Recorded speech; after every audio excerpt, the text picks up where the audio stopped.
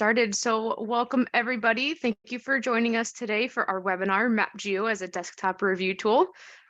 We've been hosting these webinars for the past 5, going on 6 years now. We do one webinar per quarter, so we do 4 of these a year on interesting topics for local government, for new technologies that might be coming in, new enhancements to MapGeo, or just an interesting GIS topic that we want to share with the rest of you. All of these webinars are being recorded, and we do have a library with a link at the end of the presentation to where those are. So we can get started. So we have our logistics.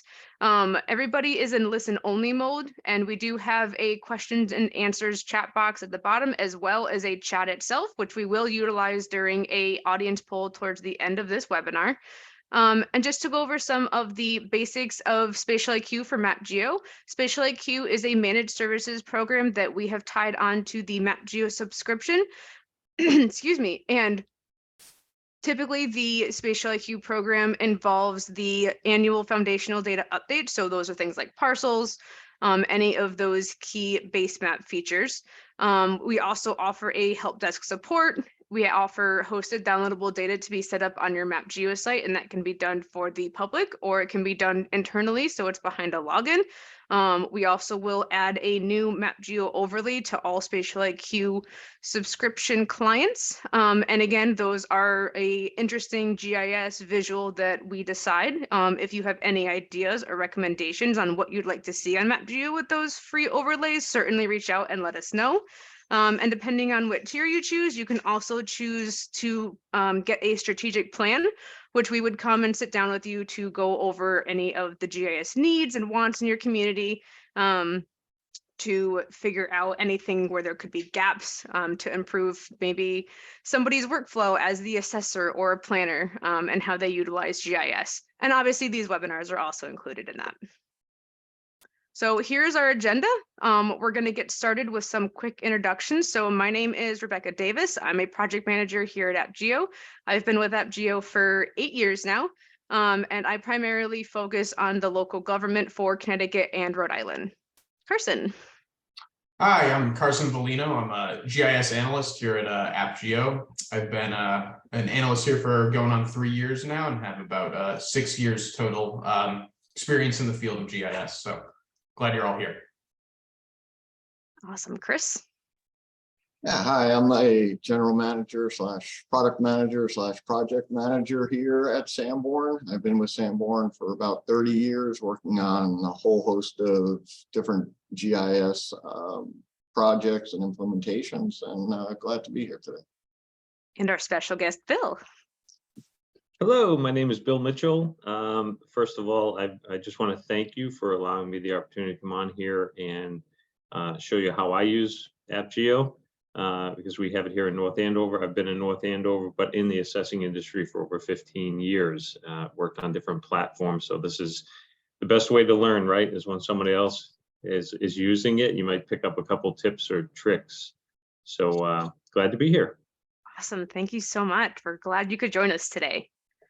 All right, so let's just jump right in. So what are the important things of having a desktop review tool? So some of the things that you'll need is that knowing that the town staff, municipal staff, county staff have a lot on their plate. There's a lot of work to be done, and they don't want to be wasting time going out to site visits when things can be done at the click of a button right at their desk. And as we all know, there's never enough time in a day, so we all know that struggle. And once you have a desktop review tool, the value of it just saves and improves the staff efficiency to save time from going out to site visits that could all be done right from your desk using the data that is available to you, as well as finding new ways to use MapGeo to better increase your efficiency as a staff member and to utilize your time better in the office. So what is the solution? The solution is MapGeo, and most of you already have that's on today's webinar. So I think a lot of you are familiar with it, but we have 105 plus MapGeo sites, whether it's a city, a town, or a county MapGeo site all across the country. So what do you need to have a successful desktop review tool? Some of the data that is needed is certainly GIS data, whether your focus is looking at parcels or any utility data or anything else, basically. So if you're primarily focused on assessing data and parcels, you obviously need to have that CAMA integration or tax integration, whatever your source is for ownership and value and kind of all of that land information, as well as the building information. So the property sketch makes a big difference to have on the data reviewer, whether it's an integration or you have it linked to the CAMA system that you're using. And the next big key component is imagery. So there's 3 types of imagery that are, according to the International Association of Assessing Officers, the 3 key points of imagery are ortho images with a minimum of a 6-inch resolution. And that's for the urban areas. If you're more of a suburban town, a 12-inch resolution would be totally fine. And again, depending on the growth that's going on in your community, you would want to have a flyover done every 2 years, or if you're not as a highly developed community and you're more rural, then maybe something like 5 to 10 years would be sufficient for your community. For the street view, you'd really want to have a sub-inch pixel resolution for that street view images to get the most out of it, to see those tiny details, whether you're looking at a house, looking at where the front door is, the address number on the building, or an asset on the road, or looking at the road as an asset. The other imagery is an oblique imagery. So this is where you need to have those 4 cardinal directions. So you're able to look at the side of a house, the overview of a house, as well as kind of looking down, looking to see what's in the backyard, the front yard, and in the side yards. And again, the same image resolution is needed for a 6-inch resolution in those urban areas, and the more rural suburban areas or 12-inch pixel resolution are totally sufficient, as long as you have that updated and current data. So let's take a look at some imagery examples. So I'm sure, as all of you know, there are a wide amount of imagery sources available to you, whether it's something that the state provides, it's the general Google imagery that you have, or it's something that you pay for a subscription or you have procured imagery.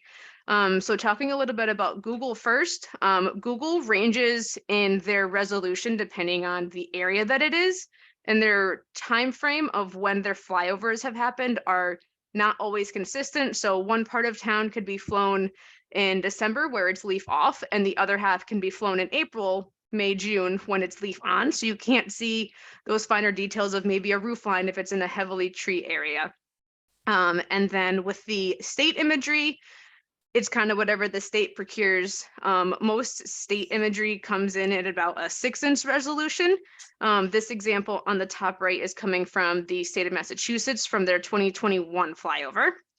And then bottom left, we have Nearmap imagery, which is a subscription product that Nearmap does provide. And I believe they fly over 3 times a year. So you're getting some consistency on when it's flown, but you don't really have any control over the resolution. Although the one that we are looking at for an example, I believe this was 2021, and it's about a 7-centimeter resolution. And then the last one is the Sanborn imagery that they flew in 2022.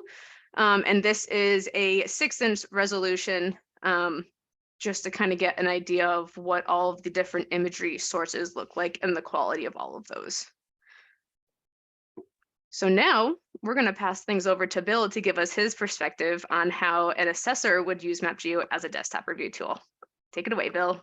All right, will do.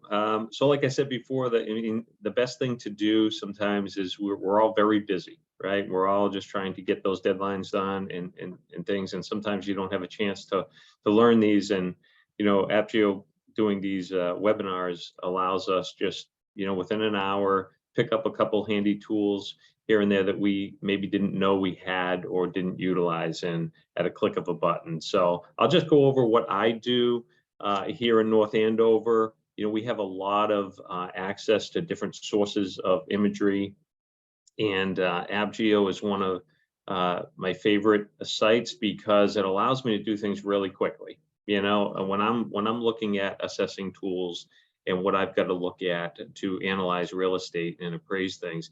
I love the quick draw or quick measurement tools. You know, in this particular example, you know, it shows us just marking up a garage real quick to say, hey, maybe this was a building permit. We were able to just sketch that out, you know, and show it, mark up the screen. But then it very easily, you just hit that share button up on the top of your screen, and you can share that as a link right to one of my data collectors and say, hey, go out and take a look at this. Or you can export it as a PDF map if it's a taxpayer you're dealing with and you want to send them a PDF version of their aerial view of their property. So it's really handy to do something very quickly, measure it up, get an area, or just check on some data that you're looking at to verify some measurements. And this comes in handy because yesterday, I didn't mention this, but yesterday I was in a policy review committee meeting for 3 or 4 hours with the Department of Revenue. And Department of Revenue, as you know, as assessors here in Massachusetts, we're required to go out and measure property every 9 years, no matter what, you know, if they did a building permit, whatever. So they talked a lot about utilizing a source like AppGeo, near map, or some sort of other procured software to suffice as what's called a cyclical inspection. So they are making headway on that, and that's very important for us because it is a uphill battle to get out there and inspect properties. I do like the way MapGeo is able to integrate any of your other sourced materials into their product, because we do have a redundancy here in North Andover. You know, we belong to the Merrimack Valley Planning Commission, which we procure Eagle View aerial imagery. We have near map imagery. And the reason we have near map is because we have a lot of development. We want to see what's happening over the time frame. We're picking up growth. We have 3 flyovers with the dates, so we can pick up that imagery. And what's happened is MapGeo is able to take our near map imagery and put it right on our site for us. So that allows us to use different imagery, different times, and it's not only me, but my other departments love it. You know, conservation, planning, economic development, they all love it. The other integration I love, if you would flip the screen, Rebecca, this is good stuff, is the Eagle View widget. And because we have Eagle View imagery, what we're allowed to do here in the AppGeo application is just hit a little button that says Eagle View, and it splits the screen for us and quickly shows us not only the overview, but the detailed oblique imagery on the bottom part of the screen that can see the patio in more detail in this particular example. So this comes in really handy for residential properties, but also commercial properties. If we're doing warehouses and we want a height of a building, we want to check some details out that we can't really see from just a simple aerial photography. So this is very handy. Again, it's one click of a button. You can see some more detail. And this is particularly important when we're doing sales reviews. One of the most important things we do as assessors here in Massachusetts is to make sure our assessments are fair and equitable. And to do that, we have to review the sales every year. So as an example, my data collector here will look at everything on AppGeo, look at the MLS product before she even hits the road. And then that way you have a heads up of what you're looking at, what you're going to collect. Is there anything, you know, new that you have to focus on? And it saves time in the field. So it maximizes our inspection time. So we can verify things right here with the imagery prior to us even going out in the field. So that's really handy. And also being able to do these measurements right here on this as well. So it's very useful tool for us. Next screen.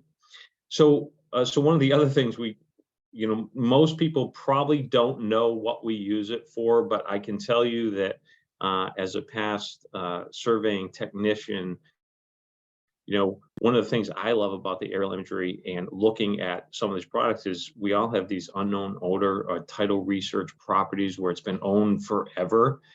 Recently here in North Andover, we had a trail project that was being built along an old railroad easement, and the town owned this property forever. right? You can almost not even find the actual deed. So we did some historic research, found the deed.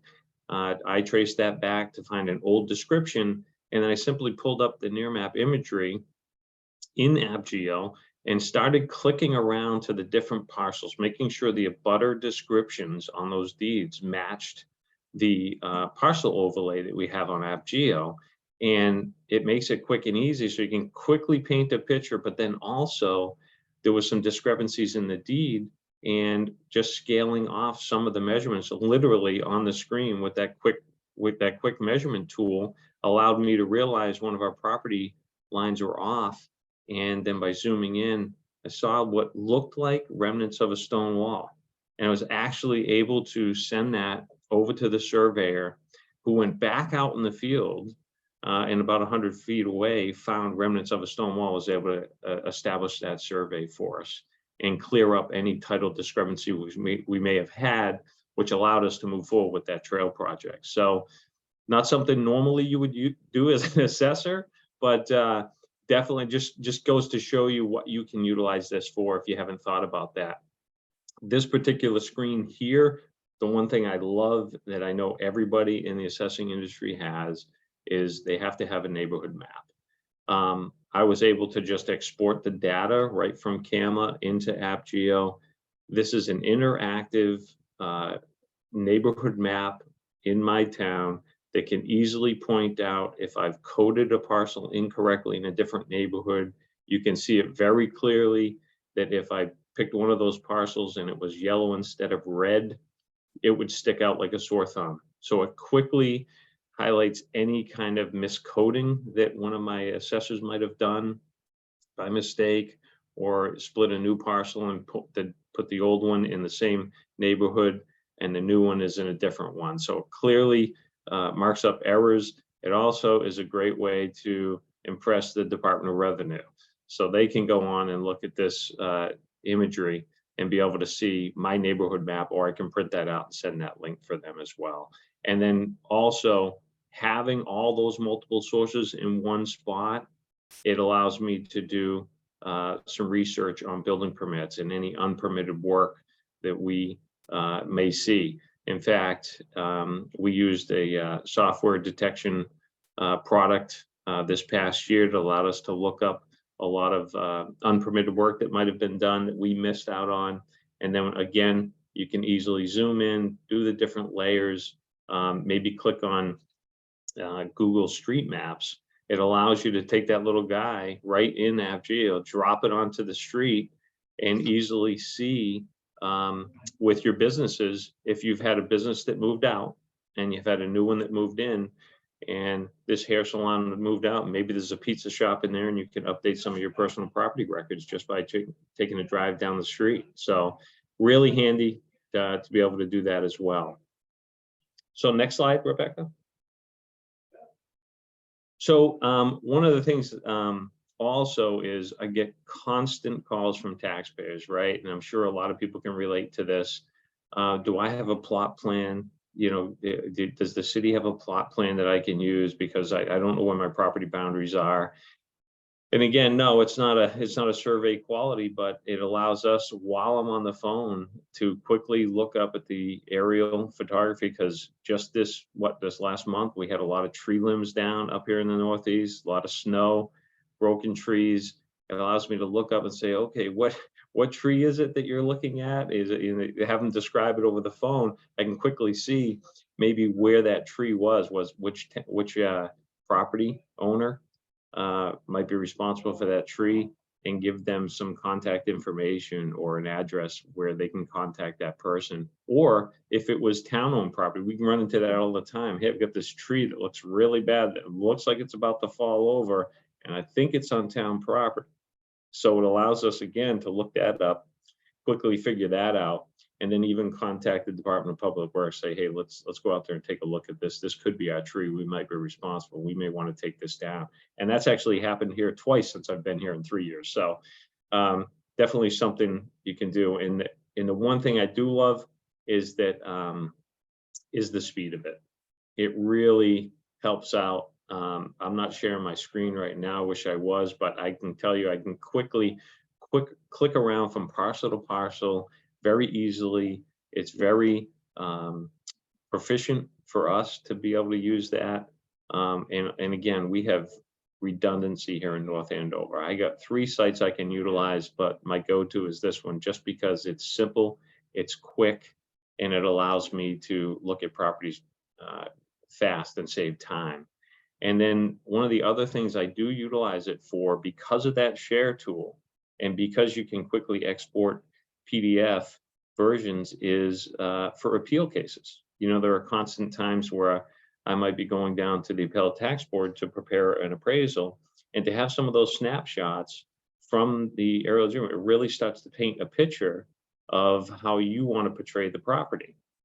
You know, it was last year they had an owner that was complaining a lot about a property next door that holds weddings and other events late at night, said it was detrimental to the property. So I was able to go on, print these maps up, show the location of the subject property to the complaint property they were talking about, along with other properties, their relationship to that property, and then their sale prices, and actually prove that that was that we had that correctly assessed, even though it was near that property. So that was something else we were able to do pretty quickly. So next slide. So also, we talked a little bit about this with Canva integration, and I think MapGeo does a wonderful job of this. If you haven't talked to Rebecca or the team here about the Canva integration, they certainly can do that.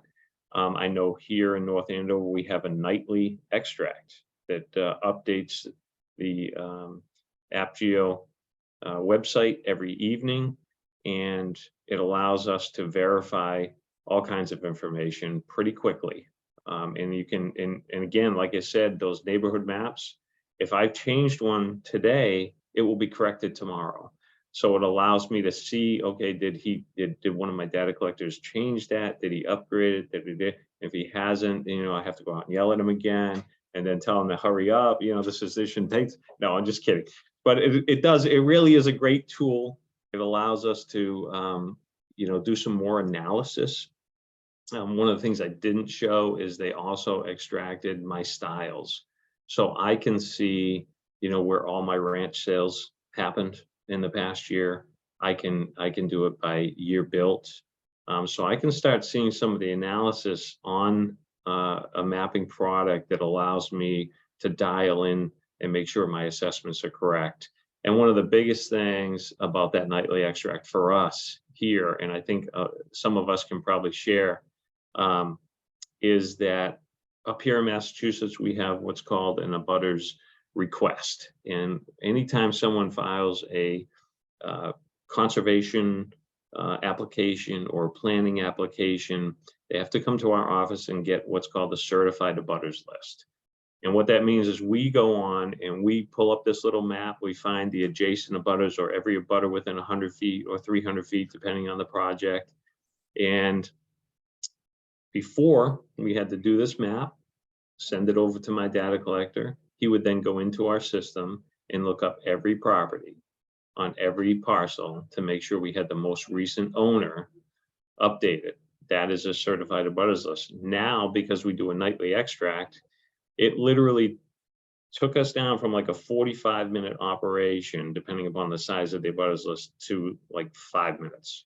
So I can literally pick up abutters, change it from 100 feet to, and can quickly add and remove abutters. Like I've got one that might be right on the edge of the 300 feet. And it's like, all right, he should probably be included. Click and add, export to Excel, export a map, and I have it all right there. Literally within 5 minutes, someone at the counter is asking for it. Now it used to be, oh, come back, we've got 10 days to give this to you. Now it's like, give me 5 minutes, I'll get it for you. You know, so really, really handy to be able to do that. I can't say how much we appreciate that here in our office. So next, so a little bit about the imagery. You know, Rebecca touched on this. Again, you know, I can't talk too much about redundancy. You know, and like I said, we have Eagle View, we have Near Map, we have state imagery. You have the Google platform application for the imagery, and just having all of those sources, it allows us to really dial into some of the changes that might have happened.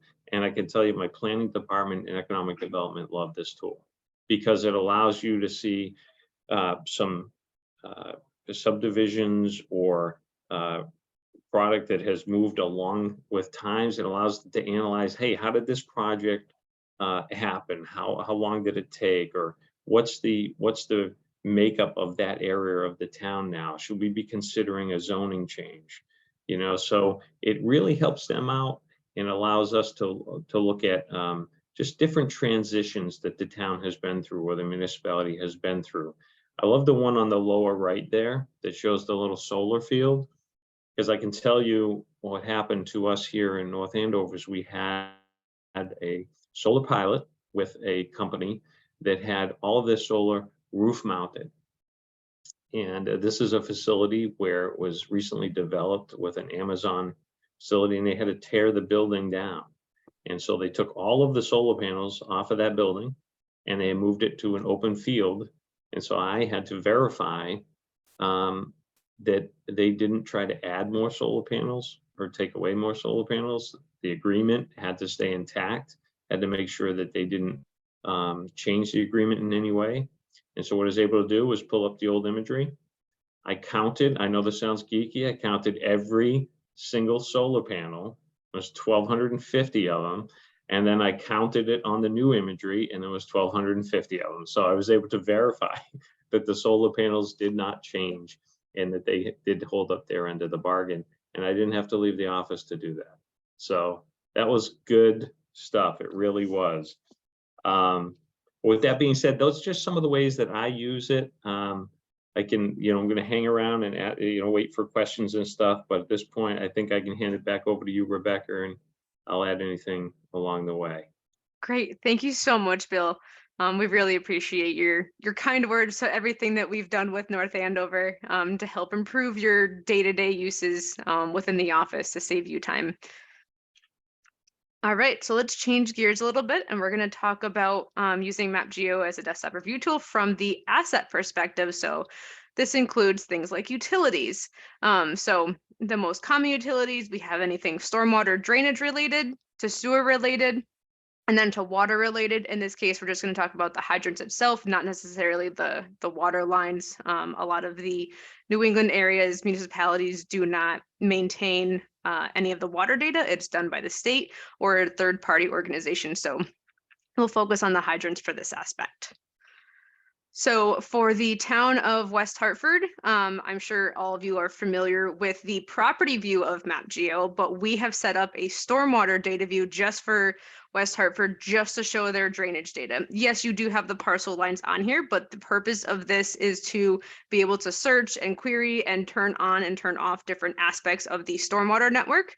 So in this particular example, I had searched, as if I was searching for an address, I searched for a outfall for the ID that we have for them. So standard outfall naming convention. So if I just start typing the first 4 letters of the street ID, it'll bring me up all of the outfalls that are on that particular street. I can zoom right to it. And as you can see in the left, what we typically call the property panel is kind of the information panel. So you have a picture that was captured of the outfall back when we had done some field verification for the town, as well as any of the attribution that we have within the data. So we can see that this is an 18-inch RCP outfall that is on the left side of the river. We took this picture from the right side of the river, so you're actually able to see it and view it on that side. It also gives you the coordinates of that outfall if you needed to provide that to somebody else. And it also gives the abutting drain line information in the property panel, so you can see that as well.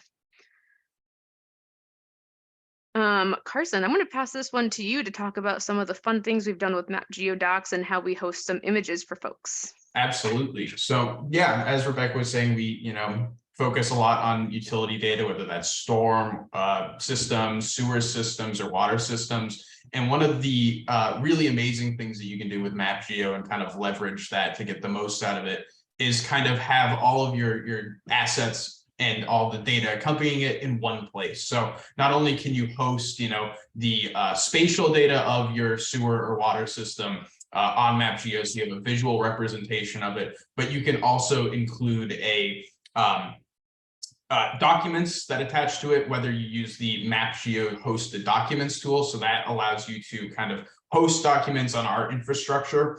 And then we have a in-application tool that allows you to, as you see in the top right there, go to a point, maybe a parcel, and then select the radius, and you're able to view all of the documents that pertain to things in that area. So in this case, we have a 100-foot radius, and you're able to select document types. You're able to do multiple different ways. So if you want to search just for the water plans, just for the sewer plans, you can do that. And, those are spatially related.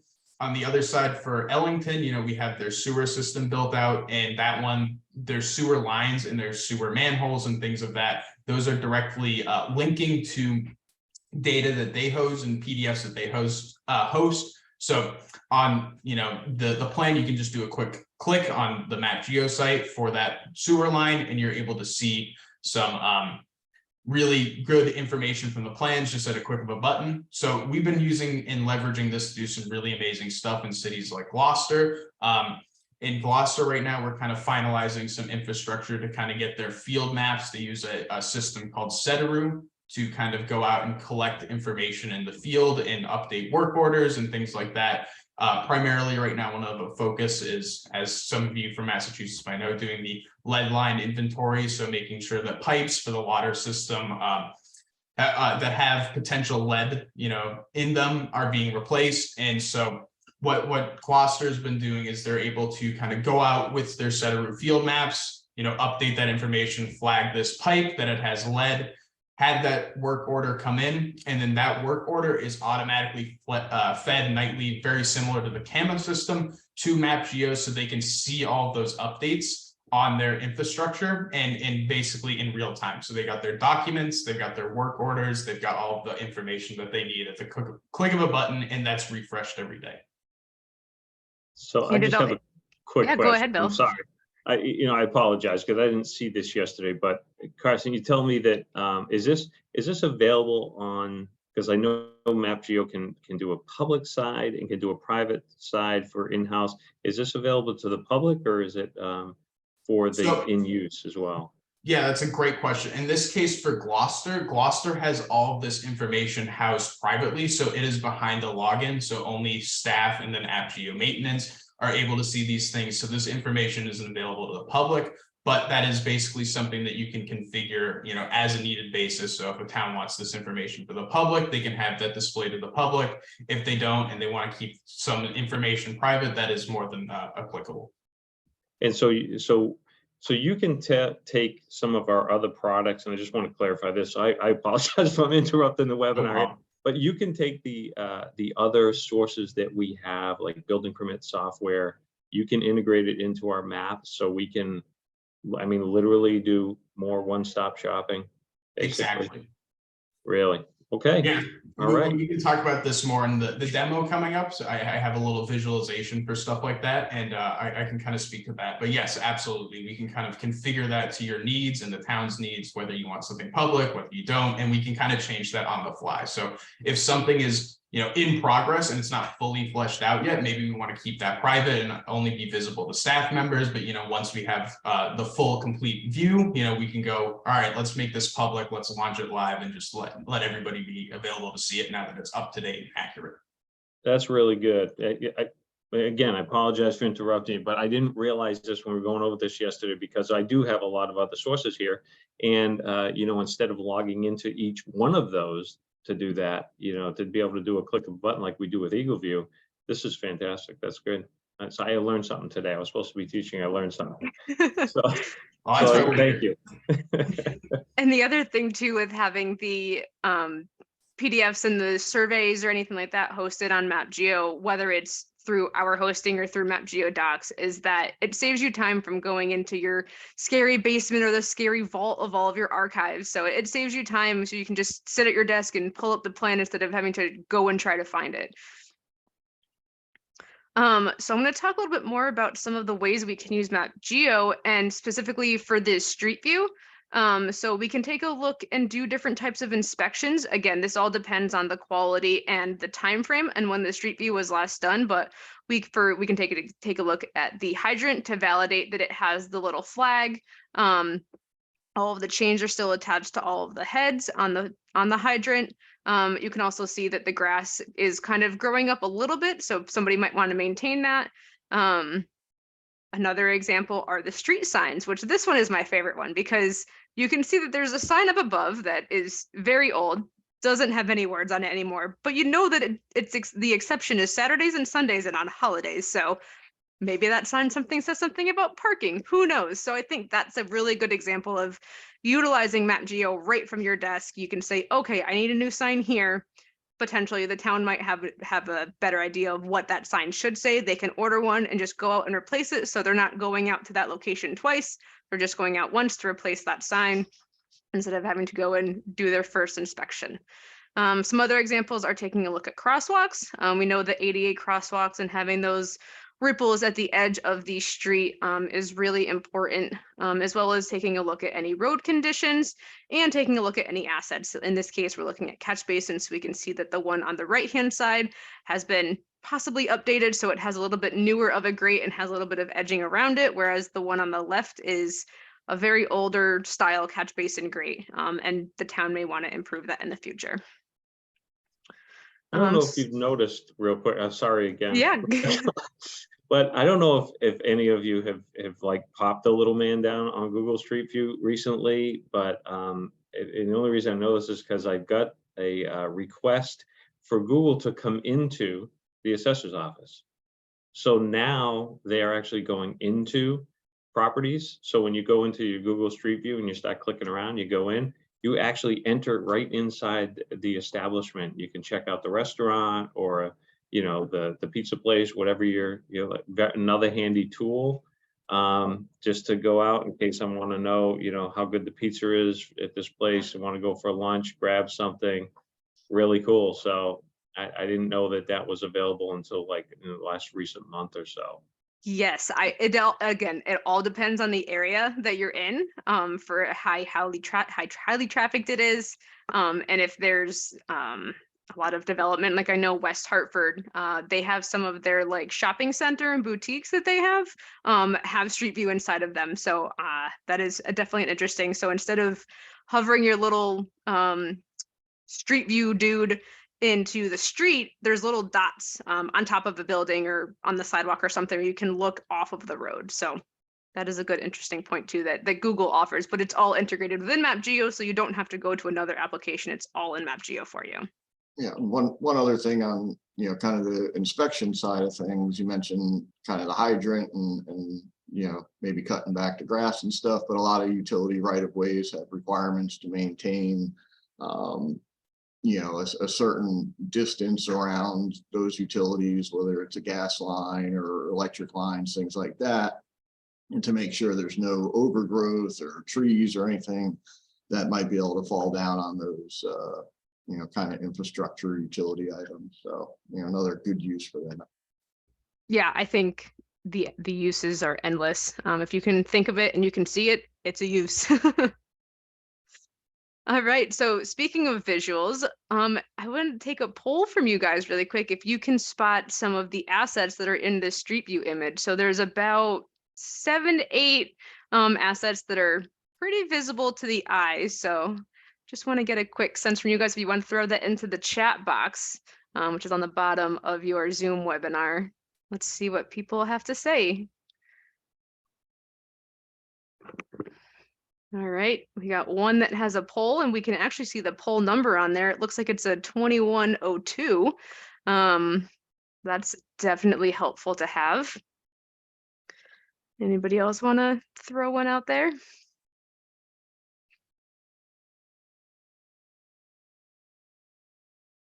All right, some of the other ones, we have a catch basin along the edge of the road, and we can see that there is a curb to the back side of that catch basin. We also have a manhole, and we can also see the street. The street looks like it's in pretty good condition. There's not a lot of cracks going on. We can see that there is a sidewalk that looks pretty maintained, a couple spots where grass is grown over. And if you see really closely, there is a water valve over here in the sidewalk. That's another asset, along with any of the driveways, any of the housing attributes. So you can see that there's shutters on this side, and we have a patio and a front porch on this side. So there's a lot that you can see in here. It looks like Pamela also picked up one that I don't think any of us had thought of, pavement markings for, I think in this case, it may be a bike lane right there, or maybe just a shoulder curve. But yeah, that is also something that you can verify, you know, is that pavement marking, is it getting faded to the point where it's no longer, you know, usable or visible? So that's also another great asset. I also just saw another comment that the chat is disabled, so my apologies on that. I'm not sure how to change that, so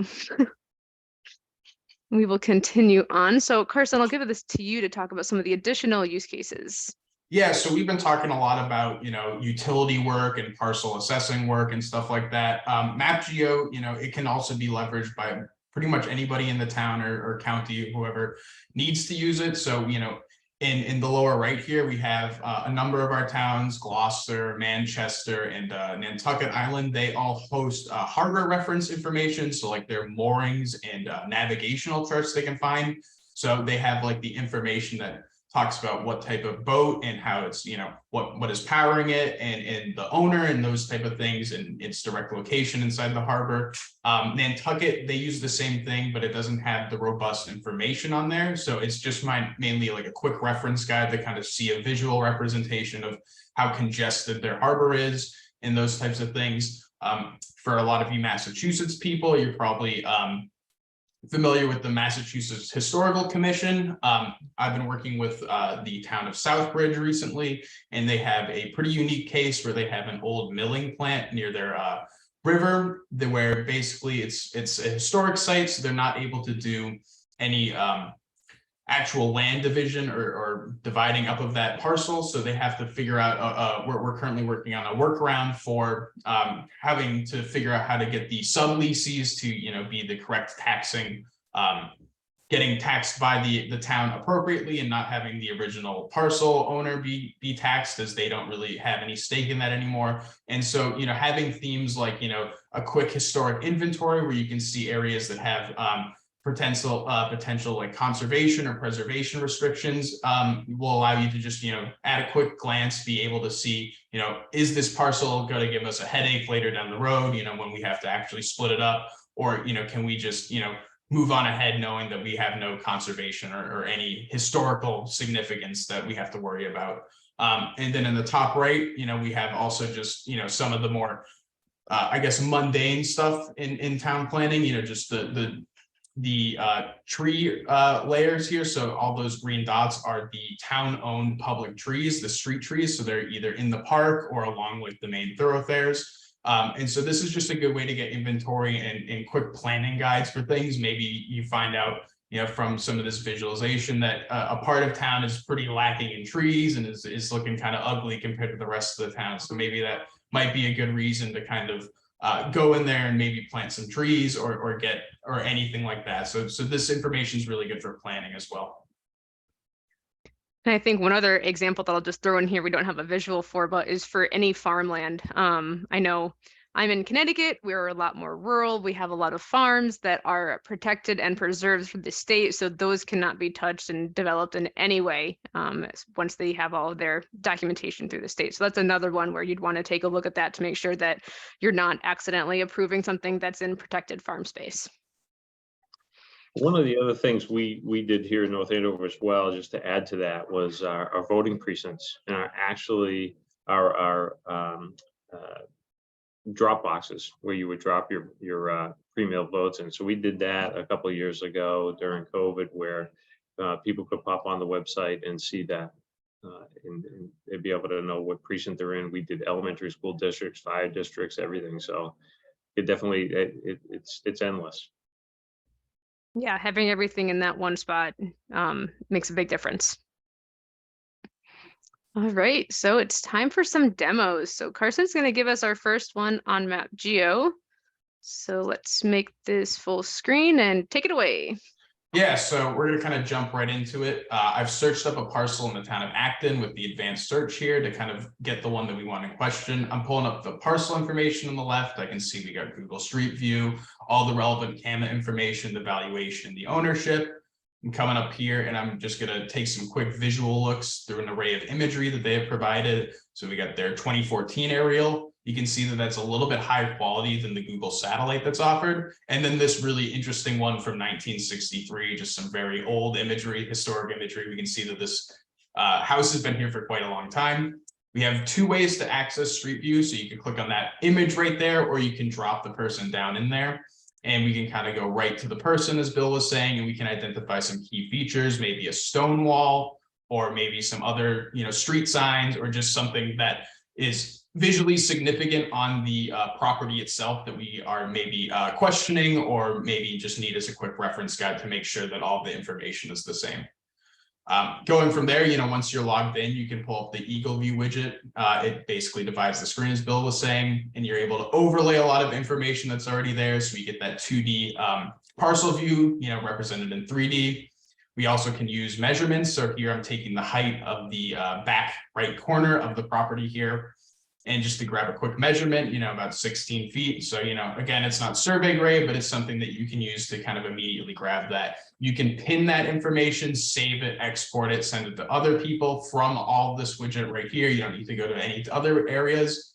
Naturally, you can also, move around and see different angles, as Bill was saying, to just make sure that you're getting everything 100% accurate here, just making sure that everything's there, clear everything.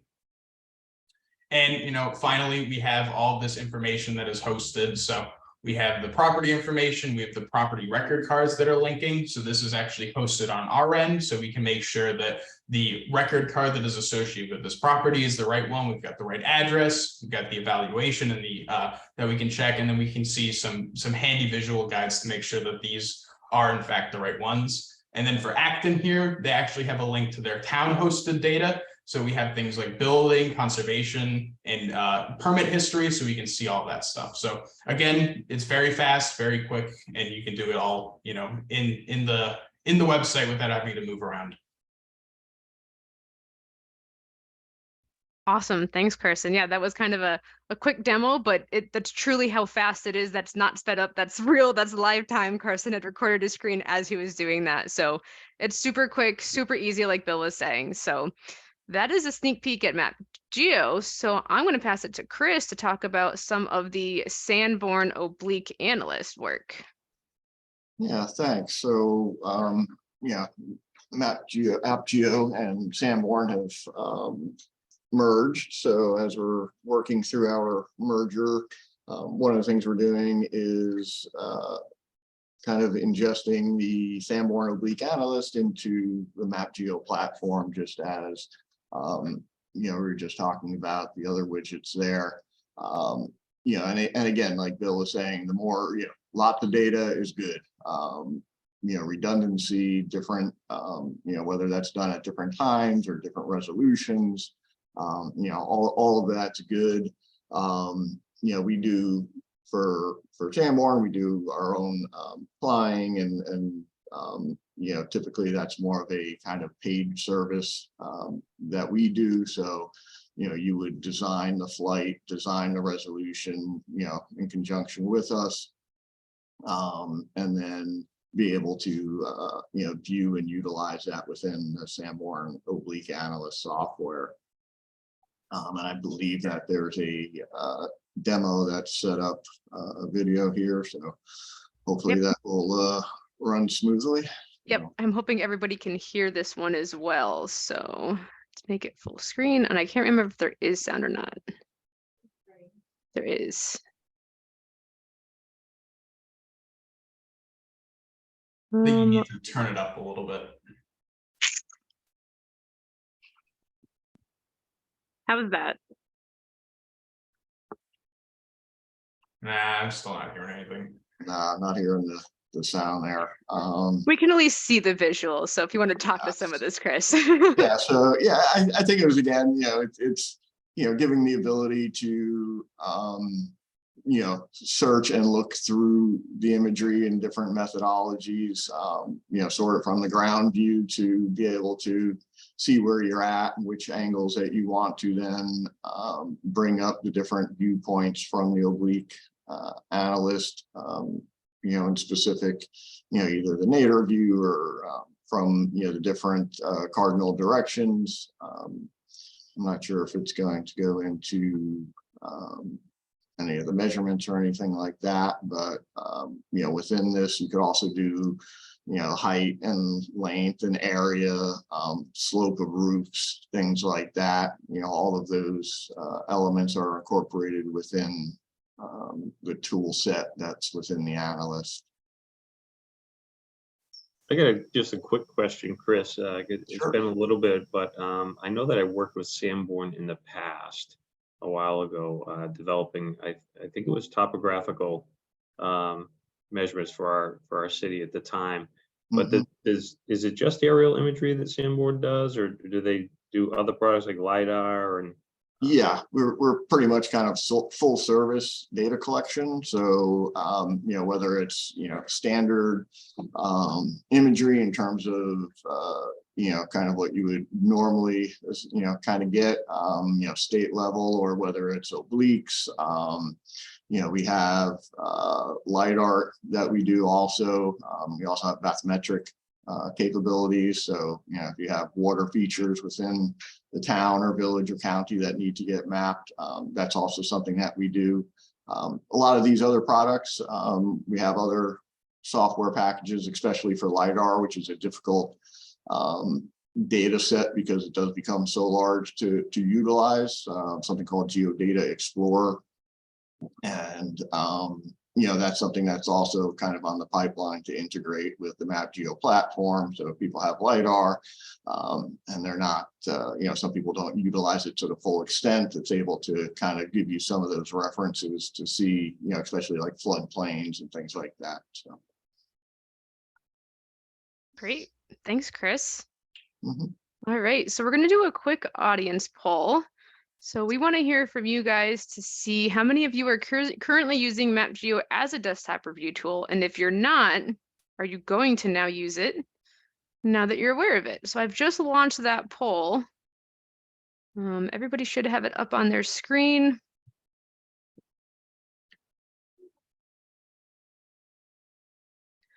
Got some answers rolling on in. It's not allowing me to vote. Yeah, it's not going to let you vote, Bill, because you're a panelist, but it'll let everybody else vote. me either, and I don't get to see the results either. It will let me share the results, but as of right now, we have about 18 results coming in, and about 78% of those are yes, so they are currently using MapGeo in this way. And for the ones that answered no, they answered yes to the second part of the question, that they will use it now that they're aware of this use case. So that's really great. Let me see, share results. So everybody should be able to see that. I think once I hit stop sharing, it will go away, but just so you guys can see what other towns might be doing and other staff that's on this webinar as well. So if I stop that one, I do have one more question for you guys, and this one's not in the poll itself, and I believe I did enable chat for everybody. So if there's any other use cases or any other examples that we didn't cover that you'd like to share with us, please feel free to throw those into the chat box or throw them in the questions and answers box, and we'll call some of those out as examples. But take your time in doing that. We can take a look at those in a little while. So for now, we'll take a look and just kind of give a wrap up and a summary of everything. So the sky is the limit. I know that's super corny, but it fits so well for this webinar. So we want to make sure that you guys are maximizing your MapGeo subscription, make it a full one-stop shop, take advantage of all of the integrations that we offer, and just do what you can from your desk and save time from going out to do the number of site visits. Like Bill had said, he saves a lot of time from sitting at his desk instead of going into his car, and depending on the size of your town, that could be an entire day worth of site visits that you can save your time and sit at your desk and get twice as much done. Yeah, and I think it's important too, because we do have the weather. right? I mean, That's true too, yes. if you know, we all know that we've got to get out there and inspect properties, but to get out there, we can only do it during that those good weather months. So we spend our time utilizing those tools during those snowstorms, so it makes it easier and faster when we do go out. So that's really good. And this is a little bit embarrassing, but I'm going to go ahead and tell you guys anyway. I was just surveying my site and I realized I saw this other link on my site that says other property related documents, which I have never clicked on before. And lo and behold, I just realized that we integrate our Laserfish product in That's with. right. So I have all of the scanned images that are related to every property. When I click on a property, I can see all of the conservation applications that have been submitted, all the building permits and everything. So now I even have more of a reason to look at this now. Awesome. Yeah. And it's all customizable. If you want it, most likely we can figure out a way to get that integration for you. We already have integrations with probably a dozen, if not more, third-party vendors and products that we already have on MapGeo. So get the most out of your MapGeo site. And as Chris said too, we are going to start incorporating the Sanborn Oblique Analyst into MapGeo, but that will be coming soon. So that is it for today. So we'll jump into some questions. If anybody has any questions, feel free to throw them into the chat box or to the questions and answers, and we'll take a look at those. We do have some that have already come in. So we have one from Cheryl. Is there software that will generate a list of properties that have changed? Are you talking about like a change detection based on imagery or something else? And just kind of a side note on, not having to go out into the field. Going out into the field, that means you're hopping in a car, driving around, that's gas typically. So that's a lot of mileage saved. If you're going to every house in the field versus, in-house work, that's, thousands of miles of driving that, doesn't have to happen necessarily. And save you all that gas money.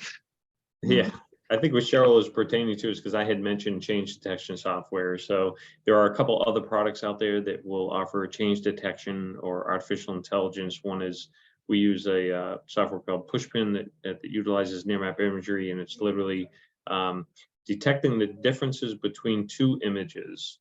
And so that's what we utilize this year in that near map imagery product. But then we also were able to use AppGeo to target those properties and send out a list to my data collectors. So we did that. And then I think one of the other questions and answers that Lisa Labella talked about was how I got my neighborhood map. You can simply talk to Rebecca or whomever at AppGeo. All I simply did was say, hey, in that nightly extract, let's include my neighborhood codes. And so they were able to go in, grab that table, grab that field from Patriot Properties, which I have here, and extract it in that with that export. And so quickly can take those attributes and put them into a key and color that map. It was really, really easy. I talked to them one day and literally by the next day I had it. So really cool stuff. Yeah, so Lisa, just send us an email and we can have that conversation about those neighborhood maps. And I see you also have a second question on there. Does MapGeo integrate with Permit Eyes? I can check on that one and we can get back to you because I'm not sure the answer off the top of my head. I know we do a lot with permitting and different types of vendors that are out there. So I can look into that for you. Bill, what was the name of the change detection software you had used? It was called Pushpin. Pushpin. Okay, great. All right. I think we've answered. Eagle View also has the, I think they can take your sketch from your camera system and also detect if the building footprint is different. So that's another product you can utilize.